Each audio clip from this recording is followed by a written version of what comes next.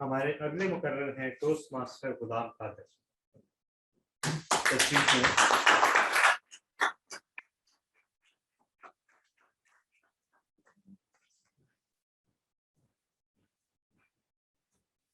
Toast master Ghulam Qadir.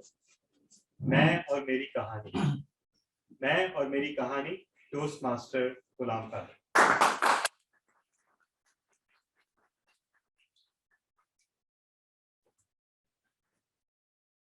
दिल ना उम्मीद तो नहीं है, नाकाम ही तो है, लंबी है गम की शाम मगर शाम ही तो है। 17 दिसंबर शाम 4 बजे 2019 मुझे मेरी बहन का फोन रिसीव होता है। मैं फोन उठाता हूँ। जी आपा, गुलाम कादिर, तुम अभी क्या कर रहे हो शाम को? मैं तो अभी फारिग हूँ, आप बताइए क्या काम है? तुम जरा एक जगह चल सकते हो? मैंने पूछा उनसे कि जी खैरियत, कहाँ चलना है? वो कहती हैं कि जी हमें बीच लग्जरी होटल जाना है और वहां पे तला बिन हामिद ने एक क्लब खोला है और वहां उस क्लब में जाके हमें बतौर मेहमान शिरकत करनी है। मैं कहता हूँ ठीक है जी, मैं चलूंगा आपके साथ। ये कह के मैं फोन रख देता हूँ। हम दोनों, मैं और मेरी बहन, इसी तरह की एक महफिल सजी हुई थी और हम दोनों इसी बीच लग्जरी होटल में आते हैं। शाम 6:30 बजे का वक्त हो जाता है। वहां हम घुसते हैं तो एक बहुत बड़ा हॉल है, इससे भी बड़ा वो हमें नजर आता है और सामने एक के बाद एक मुकर्रर स्टेज पे आता है और मुकाबला करता है। ये मुकाबला इंटरनेशनल स्पीच कॉन्टेस्ट था और मैं और मेरी बहन बतौर मेहमान हम यहाँ शिरकत करते हैं। उस वक्त की मैं थोड़ी सी कहानी सुनाऊंगा कि मेरे साथ उस वक्त क्या गुजर रही थी। ये दौर बड़ा ही मुश्किल दौर था, बड़ा ही कठिन दौर था। मैं अपने दफ्तर में बड़े ही मुश्किल तरीके से गुजर रहा था। जो भी काम कर रहा था, जिसमें भी हाथ डाल रहा था, वो नीचे की तरफ ही जा रहा था। हर किस्म की मेहनत कारगर नहीं साबित हो रही थी और मेरे जो अफसरान थे वो ये समझने लग गए थे कि गुलाम कादिर एक इंतहाई नाकारा, बेकार और इसको अब इस बैंक से निकाल देना चाहिए।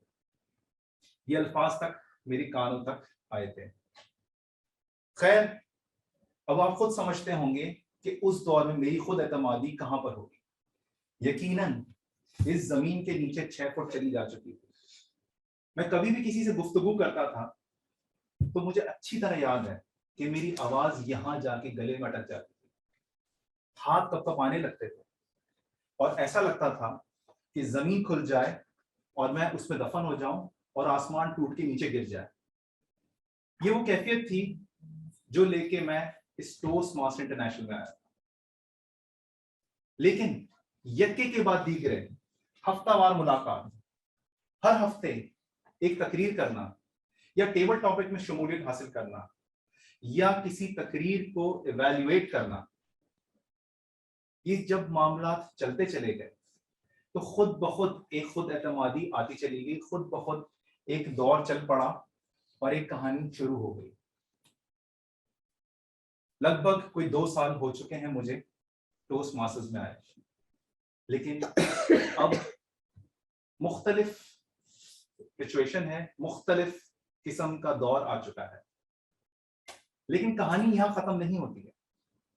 कहानी शुरू होती है जब मैं 2002 में बैंककारी के शोबे से वाबस्ता होता हूं और बैंककारी का शोबा में सबसे पहली चीज, जो सबसे पहला डिपार्टमेंट मुझे दिया जाता है, वो दिया जाता है कॉल सेंटर का।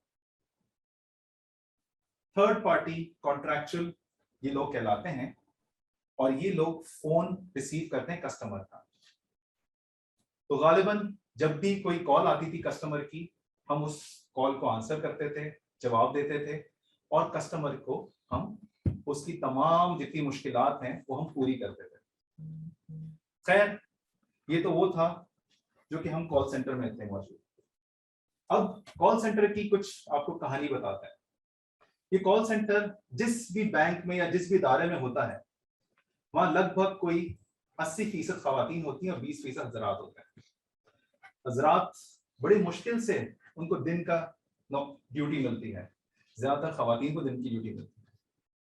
और कभी कभार जब हमें दिन की ड्यूटी मिलती थी तो हम समझते थे कि हमारी लॉटरी लग गई है।